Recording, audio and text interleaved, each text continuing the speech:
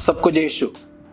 चालीसा काल के दूसरे इतवार में एक विश्वासी के संघर्ष के सफर में किस प्रकार मजबूत बनकर दृढ़ रहकर आगे बढ़ना है, दैनिक जीवन के समस्याओं को लेकर कैसे ईश्वर की उस महिमा में प्रवेश करना है, उसके बारे में माता कलीसिया इस इतवार में हमें शिक्षा देती है। आज के पहले पाठ उत्पत्ति ग्रंथ अध्याय 15 पद संख्याएं 5 से 12, 17 और 18 के वचनों के द्वारा विश्वासियों के पिता इब्राहिम को प्रभु एक देश को दिखाकर अपने परिवार, अपना कुटुंब सब कुछ छोड़ के उस प्रतिज्ञात देश की ओर प्रस्थान होने के लिए कहता है। और प्रभु उन्हें उनके बुढ़ापे में उनसे इस प्रकार वायदा करता है कि तुम्हारे संततियों की संख्या आकाश के तारों से, समुद्र के रेत कणों से अधिक होंगे। और उन्होंने प्रभु के इस प्रतिज्ञा पर विश्वास किया। निराशाजनक परिस्थिति में भी, जैसे रोमियो के पत्र 4:18 में कहते हैं, उन्होंने प्रभु पर आशा रखकर विश्वास किया और उनके इस संघर्षमय जीवन की समाप्ति हम मोरिया पहाड़ पर उत्पत्ति ग्रंथ अध्याय 22 में पढ़ते हैं, जहां वह अपने पुत्र को बलि चढ़ाने के लिए तैयार हो जाते हैं। संघर्ष करते करते करते और ऐसे एक परिस्थिति में जब आया, तब भी वह प्रभु पर विश्वास किया। इसलिए प्रभु सारे संघर्ष को आशीष में परिवर्तित किया। दूसरे पाठ में संत पौलुस फिलिपियों को लिखित पत्र अध्याय 3 पद संख्याएं 17 से अध्याय 4 पद संख्या 1 तक के वचनों के द्वारा विश्वास में कैसे सुदृढ़ बने रहना है, उसके बारे में शिक्षा देते हैं। संत पौलुस फिलिपियों को लिखित पत्र जब वह जेल में थे, पीड़ाएं सह रहते, उस समय लिखा। उस समय संत पौलुस कहता है, हमारा स्वदेश तो स्वर्ग है, हम इस पृथ्वी के नहीं हैं। हमें स्वर्ग से आने वाले उस मुक्तिदाता की राह देखते रहता है। इसलिए संत पौलुस कहता है, आप सभी मेरा अनुसरण करें, जैसे उन्होंने जीवन में संघर्ष किया, कठिनाइयों में कैसे प्रभु पर विश्वास करते हुए उस संघर्ष को आने वाले भविष्य में उन्हें मिलने वाले उस महिमा के लिए उन्होंने आज के इस दिन के सारा दुख को उन्होंने सह लिया।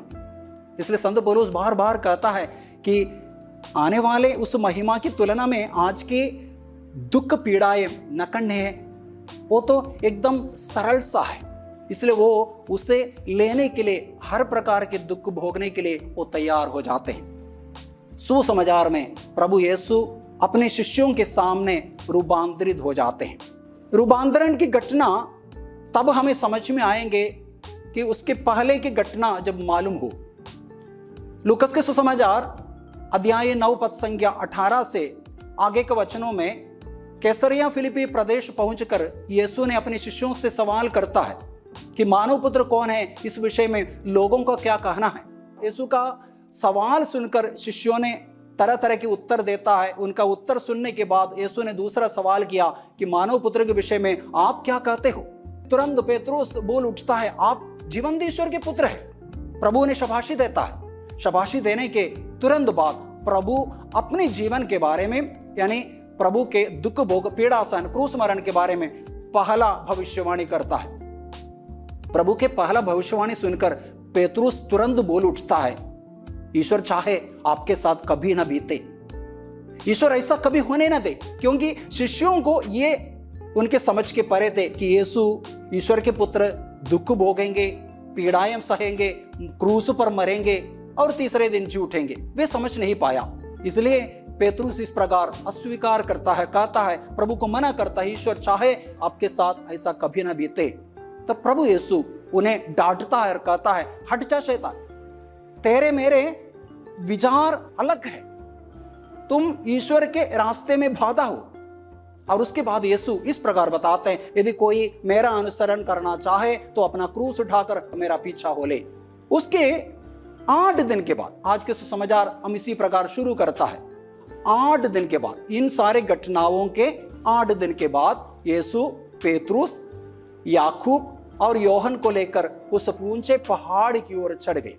हम निर्गमन ग्रंथ अध्याय 24 और 34 में पुराने विधान के मूसा इसी प्रकार 7 दिन के बाद पहाड़ के ऊपर चढ़ने के बारे में, सिनाई पहाड़ पर चढ़ने के बारे में लिखा है। वहां मूसा जाते समय हारून यानी पुरोहित, साथ ही साथ नादाब और अबीहू भाई भाई है, इन तीनों को लेकर पहाड़ के ऊपर चढ़ जाते हैं। उसी प्रकार यहां नया विधान के मूसा, पेतरुस यानी नया विधान के शिष्य प्रमुख, नया विधान के पुरोहित, साथ ही साथ उनके साथ में योहन और उनके भाई याकूब को लेकर पहाड़ के ऊपर चढ़ जाते हैं। वहां प्रभु की महिमा उस पहाड़ पर जैसे उतरे और यीशु का चेहरा स्वर्ग के जैसे चमकने लगे और पूरा रूपांतरित हो गए। पुराना विधान के मूसा इस्राएलियों को मिस्र की गुलामी से प्रतिज्ञात देश की ओर ले जाते हैं। यहां नया विधान के मूसा प्रभु यीशु पाप एवं मृत्यु को पराजित करते हुए हम सबों को उस प्रतिज्ञात, उस स्वर्ग की ओर ले जाते हैं। तो ये शिष्यों के अविश्वास के कारण या शिष्यों को ये बात समझाने के लिए प्रभु उनके सामने अपने आप को रूपांतरित हो जाते हैं। जब प्रभु की महिमा जब देखे तब शिष्य काफी आश्चर्यचकित हो जाते हैं। उस समय मूसा और एलियस, पुराने विधान के 2 शक्तिशाली 2 नबी, उनसे बातें करते हैं। मार्कुस और मत्ती के सुसमाचार में किस विषय पर बातें करता है हमें मालूम नहीं, लेकिन लूकस के सुसमाचार में साफ साफ लिखा है कि प्रभु के आने वाले दिनों में, प्रभु के जीवन में घटित होने वाले उनके पीड़ाएं, दुख संकट के बारे में वे आपस में चर्चा कर रहे थे। और यीशु इसलिए रूपांतरित हुआ कि शिष्य ये समझे कि यीशु को दुख भोगना, पीड़ाएं सहना और पीड़ाओं के बाद क्रूस पर मरना और उसके बाद पुनरुत्थान की उस महिमा में प्रवेश करना है। तो इसलिए ईश्वरत्व के एक झलक शिष्यों को दिखाई देता है और उनके सामने प्रकट करते हैं, ईश्वरत्व को प्रकट करते हैं ताकि यीशु पर शिष्य लोग दृढ़ विश्वास करें।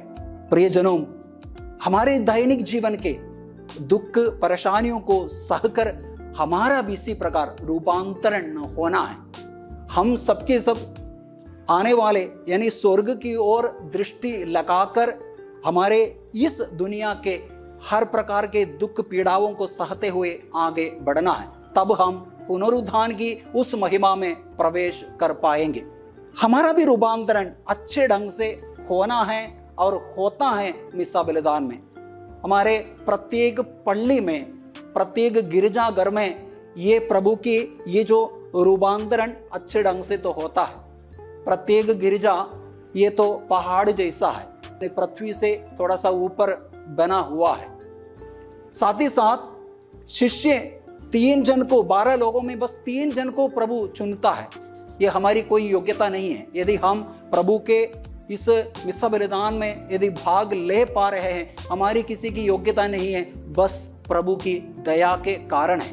12 लोगों में बस 3 लोगों को इसलिए चुना कि प्रभु उन पर दया किया है। साथ ही साथ हम रूपांतरण की इस घटना में मूसा एवं एलियस यीशु से बातें करते हुए हम देखते हैं। मिसा बलिदान में जो भी पाठ पढ़ते हैं, पुराने विधान के या नए विधान के जो भी पाठ पढ़ते हैं, यही बात को हमें देखने को मिलता है।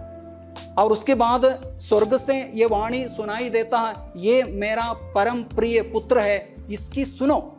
सुसमाचार जब हम मिसा बलिदान में पढ़ के जब सुनाते हैं, यही बात को हमें बताते हैं कि हमें यीशु की बातें सुनना है। वो जैसे कहता है उसी प्रकार जीवन बिताना है। और उसके बाद प्रभु की महिमा उस पहाड़ पर जैसे उतरा, पुराने विधान में, नए विधान में जैसे यीशु रूपांतरित हुए, प्रभु की महिमा उस पहाड़ पर जैसे भरा, शिष्य भी वो महिमा में जब शामिल हो गए, उसी प्रकार मिस्सा बलिदान में जब प्रभु यीशु के शरीर और रक्त को ग्रहण करने के बाद प्रभु की महिमा प्रत्येक पर उतर जाते हैं और वे सबके सब एक नया, एक दूसरा क्रिस्त बन जाते हैं, एक दूसरी नई सृष्टि बन जाते हैं। प्रियजनों, इसलिए हमारे जीवन के दैनिक दुख पीड़ाओं को हमें भविष्य के बारे में यानी स्वर्ग पर दृष्टि लगाकर हमें उस सहना है और तभी हम उस पुनरुत्थान की महिमा में प्रवेश कर पाएंगे। संत पेतरुस का पहला पत्र अध्याय 1 पद संख्या 7 में हम इस प्रकार पढ़ते हैं, आपका विश्वास परीक्षा में खरा निकले, सोना भी तो आग में तपाया जाता है, आपका विश्वास नश्वर सोने से कहीं अधिक मूल्यवान है। इस प्रकार ईसा मसीह प्रकट होने के दिन आप लोगों को प्रशंसा, सम्मान तथा महिमा प्राप्त होगी। इसलिए प्रियजनों, दुख के या पीड़ाओं के बाद अवश्य हम भी उस पुनरुत्थान के महिमा में प्रवेश पाएंगे। आज के इस पुण्य दिन में हम प्रभु से प्रार्थना करें, हमारे सारे दुख पीड़ाओं को, समस्याओं को प्रभु के चरणों पर समर्पित करते हुए प्रार्थना करने का कृपा और प्रभु यीशु के पीड़ा सहन क्रूस मरण के साथ साथ सहने की कृपा प्रभु हमें प्रदान करे। प्रभु हम सबों को आशीर्वाद प्रदान करे।